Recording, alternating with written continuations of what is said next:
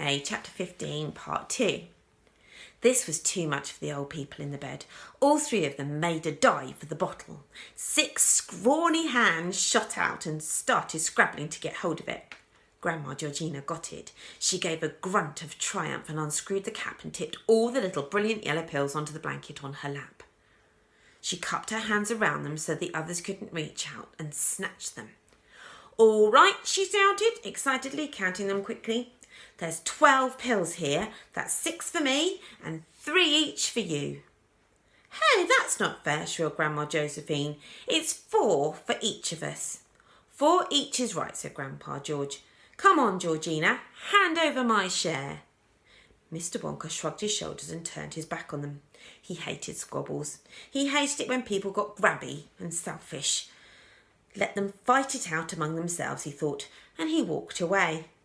He walked slowly down towards the chocolate waterfall. It was an unhappy truth, he told himself, that nearly all people in the world behave badly when there is something really big at stake. Money is the thing they fight over most, but these pills are bigger than money. They could do things for you no amount of money could ever do. They were worth at least $1 million a pill. He knew plenty of very rich men who would gladly pay that much in order to become 20 years younger.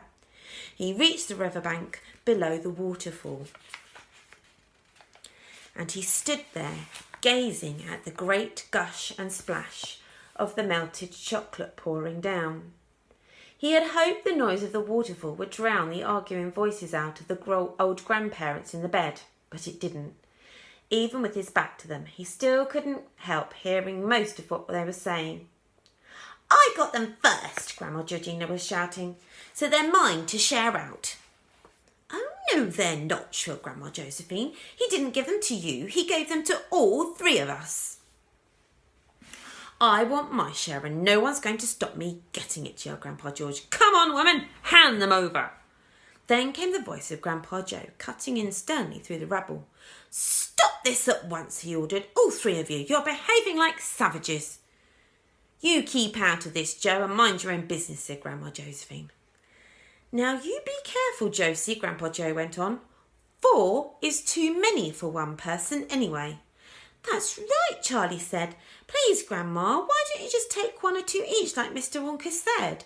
And that'll leave some for Grandpa Joe and Mother and Father." "Yes," cried Mr. Bucket. "I'd love one." "Oh, wouldn't it be wonderful," said Mrs. Bucket, "to be 20 years younger and not have aching feet anymore. Couldn't you spare just 1 for each of us, Mother?" "I'm afraid not," said Grandma Georgina. "These pills are specially reserved for us 3 in the bed. Mr. Wonka said so."